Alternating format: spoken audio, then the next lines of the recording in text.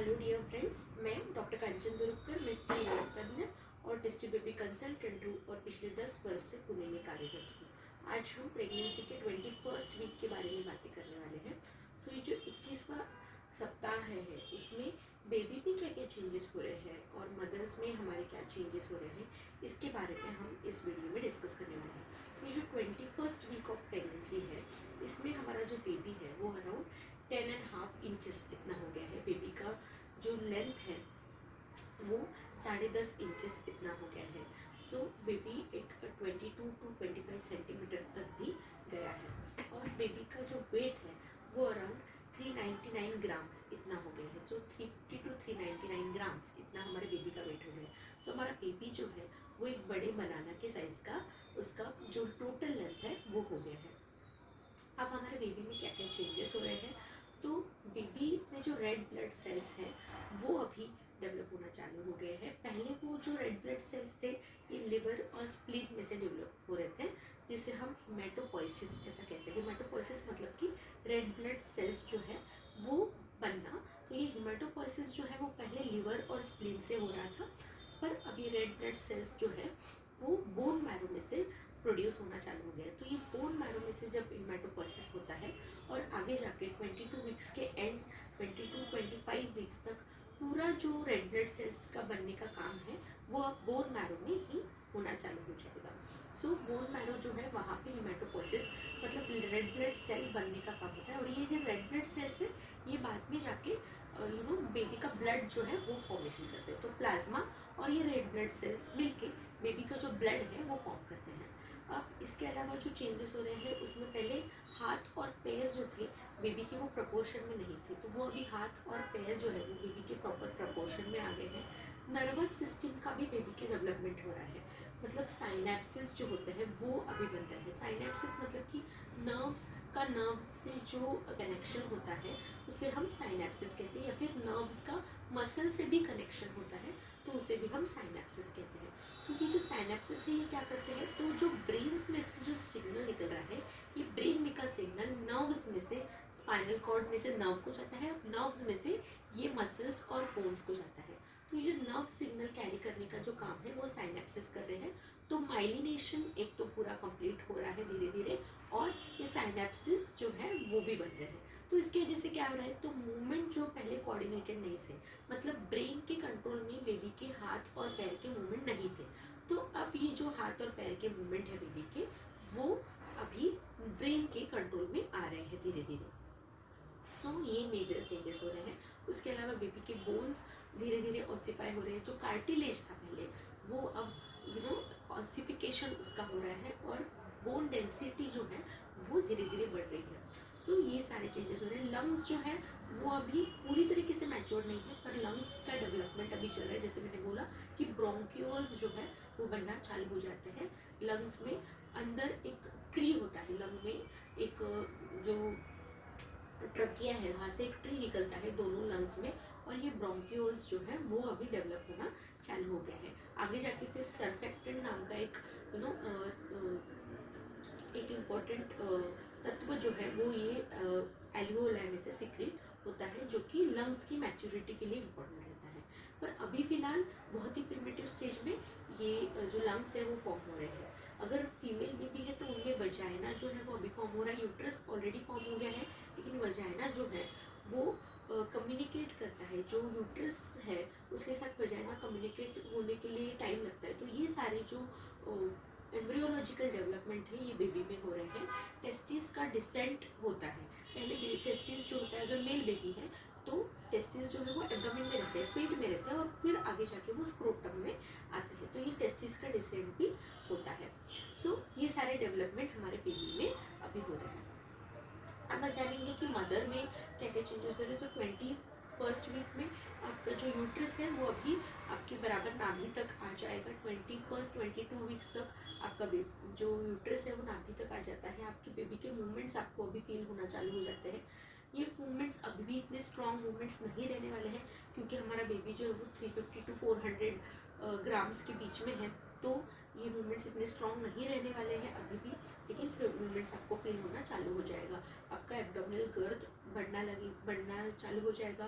Baby बम जो है वो अच्छे से अभी दिखने लगेगा आपका। यस, लेकिन ये कंपैरिजन आपने नहीं करना चाहिए कि हाँ मेरी एक दोस्त है उसका भी 21 वीक्स चल रहा है और मेरा भी 21 वीक्स चल रहा है, लेकिन हमारा पेट उसका ज़्यादा दिख रहा है, मेरा कम दिख रहा है, या फिर मेरा ज़्यादा दिख रहा है उसका कम दिख रहा है। ये कंपैरिजन आप मत कीजिए, आपके डॉक्टर के साथ आप डिस्कस कीजिए। अगर आपका सोनोग्राफी ठीक है तो आपको डरने की ज़रूरत नहीं है। ये जो बेबी बम है वो आपका हाइट, आपके मसल टोन और आपका इनऑल स्ट्रेचर और इसके ऊपर भी डिपेंड करता है। तो ज़रूरी नहीं है हर एक में ही पेट दिखेगा। काफ़ी बार घर के लोग भी चिंता करने लग जाते हैं कि 5 महीने हो गए हैं फिर भी पेट नहीं दिख रहा है। पर ये इसके बारे में आप कंपैरिजन मत कीजिए, आपके डॉक्टर से आप सलाह लीजिए। अगर आपका स्कैन अच्छा है, आपने अगर 20 वीक्स तक एनामोली स्कैन करा लिया है तो 20 वीक्स में हमें बराबर पता चल जाता है कि बेबी का ग्रोथ प्रॉपर है कि नहीं, बेबी की जो रचना हुई है वो प्रॉपर है कि नहीं, बेबी को कुछ एनामोलीज मतलब कि उसको कुछ व्यंग तो नहीं है ना। ये सारी चीज़ें हमें एनामोली स्कैन में पता चलती है। मैं फिर से एक बार बोलूँगी कि एनामोली स्कैन ये बहुत ही ज़रूरी स्कैन है। हर एक ही प्रेग्नेंट महिला ने एनामोली स्कैन कराना चाहिए। 20 वीक्स के अंदर अंदर ये स्कैन कराना चाहिए। अगर नहीं किया है अभी तक के तो एटलीस्ट 22 वीक्स के अंदर ये स्कैन आपने ज़रूर करना चाहिए। इसमें बेबी जो है वो प्रॉपरली एक सोनोग्राफी होती है, बेबी में कुछ व्यंग नहीं है ना, ये हम देख सकते हैं। सो ये हो गया है एनामोली स्कैन के बारे में। और बेबी बम कंपेयर नहीं करने के बारे में। उसके अलावा आपने जो भी मेडिसिन लेने हैं उसमें आपने iron, calcium, folic acid, protein powder, उसके अलावा जो भी एक्स्ट्रा मेडिसिन है वो आपके डॉक्टर के साथ कंसल्ट करके आपने लेने हैं। सोनोग्राफी मैंने जैसे बोला, एनामोली स्कैन आपने कराना है, अगर नहीं किया है तो 22 वीक्स तक आपने एनामोली स्कैन कराना है। उसके अलावा कभी कभी कॉन्स्टिपेशन की तकलीफ आपको रह सकती है। कॉन्स्टिपेशन की वजह से हिमोराइड्स भी रह सकते हैं, मतलब कि आपको पाइल्स की तकलीफ हो सकती है। तो उसके लिए आपने स्टूल सॉफ्टनर्स और ज़्यादा से ज़्यादा हाई फाइबर डाइट का आपके इसमें इंक्लूड करना चाहिए, आपके डाइट में इंक्लूड करना चाहिए। उसके अलावा हाई आयरन डाइट। एनीमिया बहुत ही कॉमन है हमारे इंडिया में। प्रेग्नेंट लेडीज़ में ऐसा देखा गया है कि 50 to 60%, मतलब कि अगर 10 महिला लेते हैं तो उसमें से 5 या 6 महिलाएं जो है वो एनीमिक रहने वाली है। तो ऐसे हमारे इंडिया में एनीमिया का इंसिडेंस है। तो इसलिए हाई आयरन डाइट और जो भी आयरन सप्लीमेंटेशन दिया गया है वो जो भी कैप्सूल आपको दी गई है, जो भी टैबलेट्स आपको दिए गए हैं, हाँ ज़रूर किसी किसी को इसकी वजह से तकलीफ हो सकती है, गैस्ट्राइटिस हो सकता है, आयरन टैबलेट्स की वजह से कॉन्स्टिपेशन हो सकता है, ब्लैक स्टूल्स हो सकते हैं, लेकिन ये सारी चीज़ें जो है वो आपको ध्यान में रखना है कि आपको आयरन और कैल्शियम जो है वो बराबर लेना है। कैल्शियम आपके लिए और आपके बेबी के बोन फॉर्मेशन के लिए बहुत ही ज़रूरी है, बेबी के ग्रोथ के लिए बहुत ही ज़रूरी है। तो ये आपको ज़रूर विदाउट फेल आपको कैल्शियम जो है वो लेना है। फॉलिक एसिड भी आपको ज़रूर लेना है।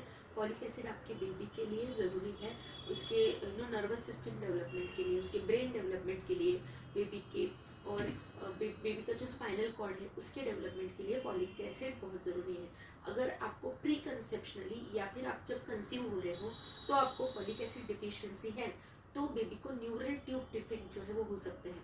न्यूरल ट्यूब डिफेक्ट जैसे कि स्पाइना बाइफिडा, मेनिंगोमाइलोसिल या फिर न्यूरल ट्यूब डिफेक्ट्स और ये सारे जो है वो आपको हो सकते हैं। तो आप जब भी कंज्यूम करने का प्लान कर रहे हैं तो उसके 2 महीने पहले से आपने फॉलिक एसिड टैबलेट 5 mg चालू कर दीजिए। और आप जब कंसीव हो रहे हो उसके बाद भी आप कंटिन्यू फॉलिक एसिड जो है वो 5 mg चालू रखिए। फॉलिक एसिड ये बहुत ही इम्पोर्टेंट टैबलेट है आपके शिशु के प्रॉपर ग्रोथ के लिए, क्योंकि बाद में जाके ये जो न्यूरल ट्यूब्स इफेक्ट अगर डिटेक्ट होते हैं आपके बेबी में तो ये बेबी जो है उसे हमें एमटीपी करना पड़ता है, मतलब अबॉर्ट करना पड़ता है, क्योंकि ये बहुत ही सीवियर एक कंजेनाइटल डिफेक्ट होता है अगर न्यूरल ट्यूब डिफेक्ट आपके बेबी को होता है तो। इसलिए फॉलिक एसिड कंजम्पशन ये बहुत ही इम्पोर्टेंट है प्रेगनेंसी में आपने कंज्यूम करना। उसके अलावा थायराइड लेवल आपका ज़रूर देखना चाहिए। अगर आपका बेबी जो है उसका जो IQ डेवलपमेंट है, ब्रेन डेवलपमेंट और बेबी का IQ जो है वो बहुत ही ज़्यादा थायराइड के ऊपर डिपेंड करता है। अगर मदर का थायराइड लेवल कम है तो बेबी जो है वो लो IQ का पैदा हो सकता है, मतलब बेबी का जो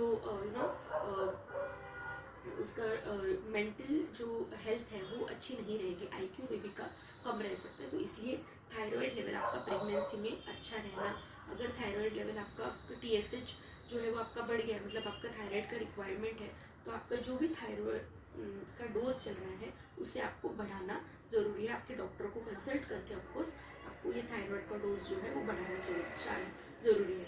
बहुत बार पेशेंट्स हमारे रिलेक्टेंट रहते हैं कि हमें क्या ज़रूरत है, हमारा खान पान अच्छा है तो हमें आयरन कैल्शियम या फिर ये थायराइड टैबलेट की हमें ज़रूरत नहीं है। पर ऐसा नहीं है डियर फ्रेंड्स, आपको और आपके शिशु को दोनों को भी आयरन और कैल्शियम की ज़रूरत जो है वो ज़रूर होती है। आपने आयरन ज़रूर लेना चाहिए, पूरे प्रेगनेंसी में आपने आयरन और कैल्शियम जो है वो ज़रूर लेना चाहिए।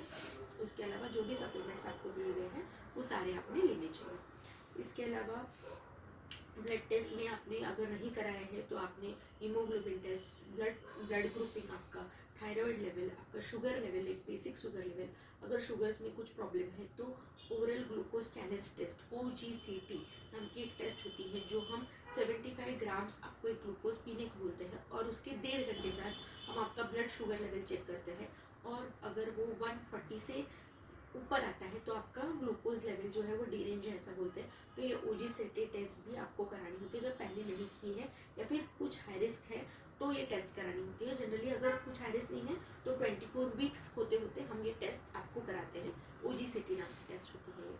सो ये सारे जो चेंजेस हैं, ये सारे टेस्ट जो है वो आपको ज़रूर कराना चाहिए, मैंडेटरी नहीं है पर हाई रिस्क अगर है तो ये टेस्ट करने होते हैं।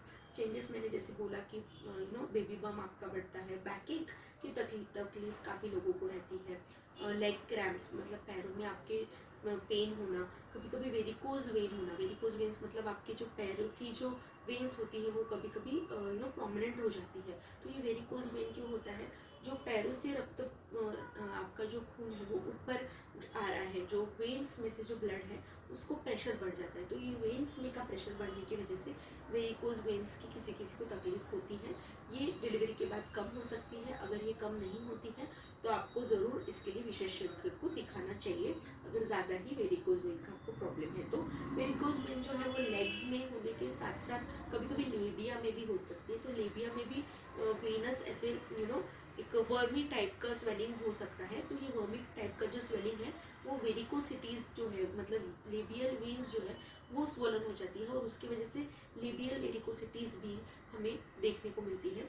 अगर आपको हेडेक, थोड़ा सा माइल्ड हेडेक रह सकता है ये वाले ट्राइमेस्टर में, आपको सेकेंड ट्राइमेस्टर में, क्योंकि BP फॉल होता है, तो BP फॉल होने की वजह से थोड़ा सा ऑर्थोस्टैटिक हाइपोटेंशन की वजह से आपको पेन रह सकता है, पर आपको ज़्यादा ही पेन है, हेडेक ज़्यादा है, आपको वॉमिटिंग है, आपको ब्लरिंग ऑफ विजन है, मतलब आपको दिखने में ठीक नहीं है, आपके हाथ और पैर और आपके चेहरे पे अगर सूजन आ गई है जिसे हम स्वेलिंग बोलते हैं, एडिमा बोलते हैं, तो अगर ऐसा है तो इसे हम प्री इक्लैम्शिया ऐसा कहते हैं, मतलब कि प्रेगनेंसी में BP बढ़ना, प्रेगनेंसी इंड्यूस्ड हाइपरटेंशन हम इसे कहते हैं। और ये अगर वार्निंग साइन सिम्टम्स हैं तो ज़रूर आपने आपका BP चेक करवाना चाहिए और आपके डॉक्टर को दिखाना चाहिए, और BP के लिए जो भी टैबलेट्स आपको दिए गए हैं और क्लोज मॉनिटरिंग इसके लिए ज़रूरी है, क्योंकि ये वार्निंग साइन सिम्टम्स है, इसे बिल्कुल आप निगलेक्ट मत कीजिए।